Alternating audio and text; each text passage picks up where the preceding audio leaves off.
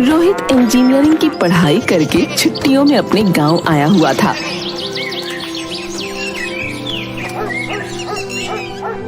अब तेरा कॉलेज तो हो गया भाई, अब अच्छी सी नौकरी ढूंढ ले, जिंदगी अच्छे से बीतेगी। क्या पापा, अभी अब नौकरी करने का जमाना गया, मैं तो बिजनेस करूंगा, बिजनेस। क्या आप भी कम से कम उसे खाना तो खा लेने दीजिए। चला जा बेटा, खाना खा ले, और आप भी खा लीजिए। सभी खाना खाकर सो जाते हैं। अगले दिन, अरे बेटा, तेरे कमरे में जो कबाड़ है वो इकट्ठा करके कबाड़ी वाले को दे देना। ठीक है।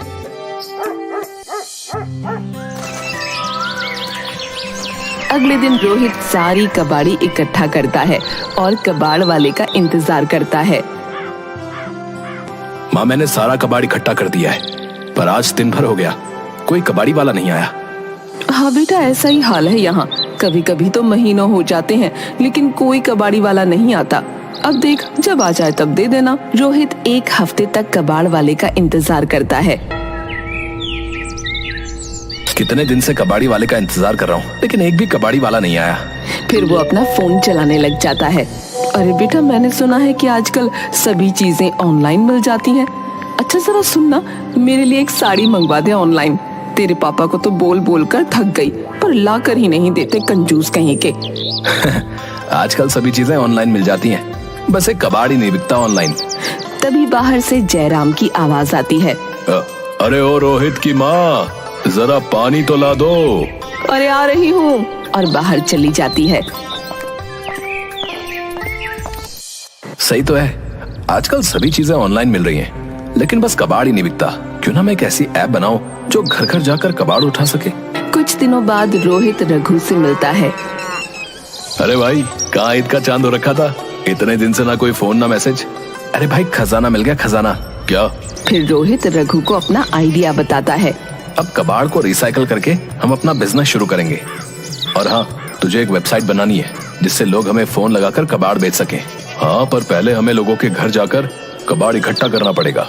कुछ दिन बाद, अरे रोहित, देख, जो तूने वेबसाइट बनाने के लिए बोला था ना, वो मैंने बना ली है। और ये देख, हमारी वेबसाइट को बहुत लोगों ने देखा भी है, कुछ ने बहुत पॉजिटिव रिस्पांस भी दिया है। और देख, कितनों ने तो अभी से ऑनलाइन कबाड़ बेचना भी शुरू कर दिया है। अब बस हमें वहाँ चलना है और उनके घर से कबाड़ उठाना है। फिर रघु और रोहित दोनों कबाड़ इकट्ठा करने के लिए घर घर जाते हैं। भैया, कोने में रद्दी पड़ी है, उठाने के बाद में वहाँ पर झाड़ू भी लगा देना। रघु को बहुत बुरा लगता है, पर वो फिर भी वहाँ से कबाड़ उठाकर अपने साथ ले आता है। रोहित दूसरे घर जाकर, वैसे भाई, ये तो बहुत अच्छा किया आपने, अब मुझे कबाड़ी वाले का इंतजार नहीं करना पड़ेगा, ये सारा कबाड़ यहाँ से ले जाओ। रोहित कबाड़ उठाने लगता है और उसे कबाड़ में एक कंप्यूटर मिलता है। अरे भैया, ये कंप्यूटर ये भी कबाड़ में देना है क्या? हाँ, ले जाओ, ये अब किसी काम का नहीं है। बताओ कितने में लोगे? अरे वाह, 25,000 का कंप्यूटर कबाड़ में मिल रहा है, इसके तो मुझे पूरे पैसे मिल जाएंगे। भाई 5,000 में ले लूंगा। अरे वाह, इतना बेवकूफ कबाड़ी वाला तो मैंने आज तक नहीं देखा। इस कबाड़ कंप्यूटर के मुझे पूरे 5,000 दे रहा है। अरे हाँ हाँ भाई, ले जाओ ले जाओ। शाम को रघु और रोहित दोनों इकट्ठा होते हैं। भाई, आज तो बहुत सारा कबाड़ इकट्ठा हो गया, मुझे भी आज बहुत फायदा हो गया। 25,000 रुपए का कंप्यूटर सिर्फ 5,000 में मिल गया। वाह भाई, बहुत अच्छा किया। चल, अब चलकर किसी बड़े कबाड़ी वाले के पास चलकर इसे बेच देते हैं।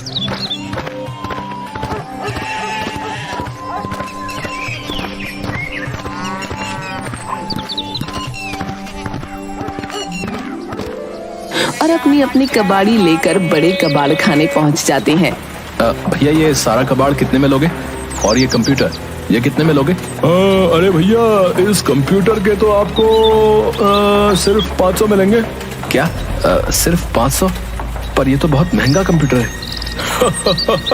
अरे भाई, कबाड़ है तो कबाड़ के भाव में ही लूंगा ना। और वैसे भी इतने सालों से ये धंधा कर रहा हूँ, तो मुझसे बेहतर तो कबाड़ का भाव कोई जान ही नहीं सकता। मजबूर होकर रोहित और रघु को कंप्यूटर को 500 रुपए में ही बेचना पड़ता है। ठीक है भैया, ले लो। फिर रघु और रोहित दोनों मिलकर वहाँ पर अच्छे से काम देख लेते हैं और फिर थोड़ी देर में बाहर आ जाते हैं। यार, मैंने तो सोचा था कि ये काम बहुत आसान होगा, लेकिन ये तो इतना मुश्किल है। हाँ भाई, अब कुछ अलग करना है तो मुश्किल तो होगी। हाँ, और अब सोचा है तो करके भी दिखाएंगे।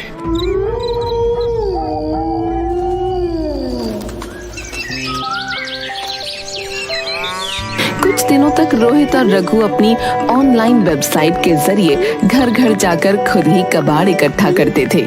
एक दिन रोहित। हाँ पापा, आया। अच्छा सुन बेटा, ये सामान की लिस्ट है, जाकर बाहर से ले आ। रोहित बाहर सामान लेने के लिए चला जाता है और फोन घर पर ही भूल जाता है। कुछ देर बाद रोहित के फोन पर रघु का फोन आता है। अरे, फोन तो यहीं पर भूल गया। और जयराम रोहित का फोन उठा लेता है। फोन की दूसरी तरफ से रघु की आवाज आती है। अरे भाई, आज तो श्यामनगर से फोन आया था, बहुत सारा कबाड़ मिलेगा। थोड़ी देर बाद रोहित सामान लेकर घर पहुंचता है। क्या हुआ पापा, आप इतने गुस्से में क्यों लग रहे हैं? इसी दिन के लिए हमने तुझे पढ़ाया था, हैं? कि तू लोगों के घर जा जाकर कबाड़ इकट्ठा करे। खबरदार, अगर तूने ऐसा कुछ भी किया तो कोई अच्छी सी नौकरी ढूंढ और काम पर जा। कोई जरूरत नहीं है कबाड़ उठाने की, समझा? पापा, मुझे एक बार काम तो शुरू करने दीजिए, और वैसे भी इसमें बहुत फायदा है। फायदा कुछ नहीं, बस तू ये काम नहीं करेगा तो नहीं करेगा। आप मुझे खुद को साबित करने का मौका तो दीजिए। आप देखना, एक दिन आप मुझ पर गर्व करोगे। हाँ, इस बात का गर्व करूंगा कि मेरा बेटा इंजीनियरिंग करने के बाद घर घर जाकर कबाड़ उठाता है ना? नहीं पापा, मेरा कहने का ये मतलब नहीं था। बस एक बार मान जाइए ना। वैसे भी आपको पता है, हम कबाड़ को रिसाइकल करके उसको फिर से उपयोग में ला सकते हैं। बेवकूफ, कैसे समझाऊं तुझे? तू तो हमारी नाक ही कटवा देगा। मैंने मना कर दिया तो कर दिया, तू ये काम नहीं करेगा। पापा, बस एक बार मान जाइए ना, फिर आप जो कहेंगे मैं वो करने को तैयार हूं। अच्छा, तुझे यही काम करना है ना? तो एक काम कर ले काम, बस खुश। रोहित खुश हो जाता है। पर तू इस घर में नहीं रहेगा, जा, निकल जा मेरे घर से। रोहित रोते हुए घर से बाहर निकल जाता है।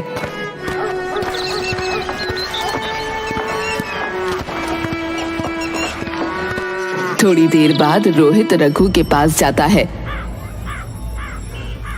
अरे भाई, क्या हुआ? तू इतना उदास क्यों लग रहा है? रोहित रघु को सारी बातें बताता है। भाई एक काम कर, तू जा और जाकर अपने पापा से माफी मांग ले और छोड़ दे इस काम को। नहीं भाई, अब मैंने ठान लिया तो ठान लिया, और तू देखना, एक दिन पापा मुझ पर गर्व करेंगे। रघु रोहित के कंधे पर हाथ रखता है और दोनों अपने काम पर निकल जाते हैं।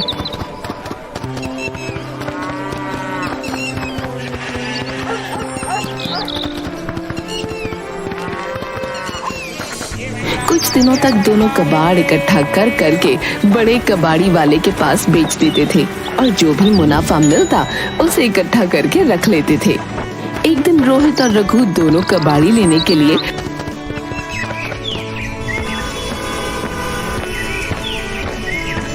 एक घर में जाते हैं। रघु फोन में एड्रेस देखकर घर की डोरबेल बजाता है। यार, एड्रेस तो यहीं का था, पर ये दरवाजा खोलने में इतनी देर क्यों लगा रहे हैं?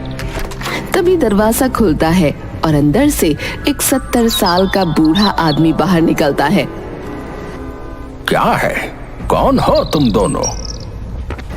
तभी अंदर से एक जवान आदमी बाहर निकलता है। अरे पापा, मैंने ही इन्हें बुलाया था। ये लोग ऑनलाइन कबाड़ का बिजनेस करते हैं और आपको पता है, इन दोनों ने अच्छी खासी पढ़ाई भी की हुई है। कौन सी डिग्री ली हुई है तुम दोनों ने? वो सर, हमारे पास इंजीनियरिंग की डिग्री है। क्या इंजीनियरिंग की हुई है और कबाड़ का धंधा करते हो? तुम्हें तो कोई भी अच्छी नौकरी दे देता बेटा। फिर वो बूढ़ा आदमी अपने दोनों बेटों पोतों को बुलाता है। ये देखो, ये मेरे दोनों पोते। इसे मैं डॉक्टर बनाना चाहता हूँ और इसे इंजीनियर बनाना चाहता था, पर अब तुम दोनों को देखकर मुझे पता चल गया है कि इंजीनियरिंग करके इसका आगे क्या हाल होने वाला है, इसीलिए अब इससे इंजीनियरिंग तो नहीं करवाऊंगा। रोहित और रघु उदास मन से एक दूसरे की तरफ देखते हैं और चुपचाप कबाड़ लेकर वहां से निकल जाते हैं। यार रोहित, हमारे देश में कबाड़ी वाले की कोई कदर ही नहीं करता यार। हाँ, बात तो सही कह रहा है, पर तो देखना, एक दिन हम सबको दिखा देंगे कि कबाड़ी वाला होना कोई बुरी बात नहीं है। थोड़े दिन बाद अब मैं क्या सोच रहा था कि ये जो पैसे बचे हैं उनकी हम कुछ मशीनें खरीद लेते हैं जिससे हम कबाड़ को रिसाइकिल कर सकें। हाँ, और कुछ मजदूर भी रख लेंगे जिससे हमारा काम और भी आसान हो जाएगा। रोहित और रघु दोनों कुछ दिनों में मशीनें ले आते हैं और कुछ मजदूर भी रख लेते हैं। अब जहाँ भी कबाड़ी लेने जाना होता वो मजदूरों को भेज देते। एक दिन रघु दौड़ा हुआ रोहित के पास कुछ पेपर और प्लास्टिक के बोतल्स लेकर पहुंचा। अरे देख भाई, इस नई मशीन में तो ये प्लास्टिक की बोतल बिल्कुल नई जैसी हो गई। और देख ये पेपर भी पुराने पेपर से मिलकर बनाए हैं। इसी तरह से हम अलग अलग पेपर्स को अलग अलग तरह से रिसाइकिल कर सकते हैं। अरे वाह, मतलब इससे तो हम फिर से किसी नए दुकानदार के पास बेच सकते हैं। हाँ भाई, बिल्कुल। इस तरह की तो और मशीनों से हम अपना सारा कबाड़ रिसाइकिल कर सकते हैं। कुछ दिनों तक दोनों ऐसे ही मन लगाकर काम करते हैं और अपना एक बहुत बड़ा कारोबार खड़ा कर लेते हैं।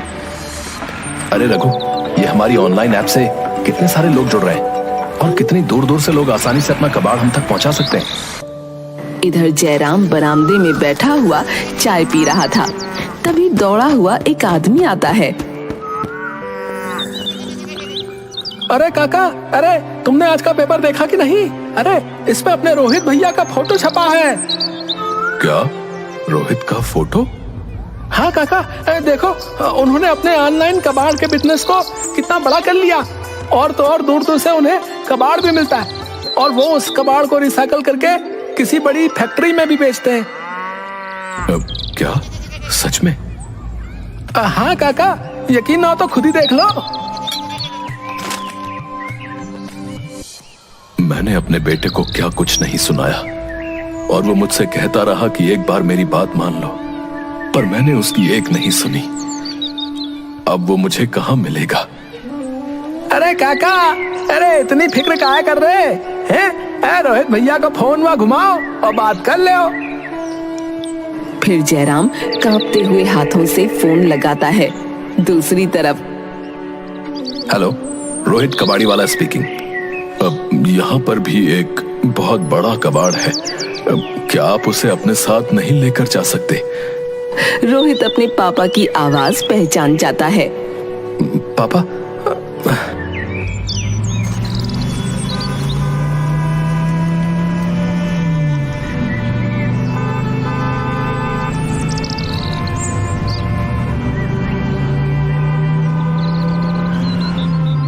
कुछ ही देर में रोहित अपने घर पहुंच जाता है।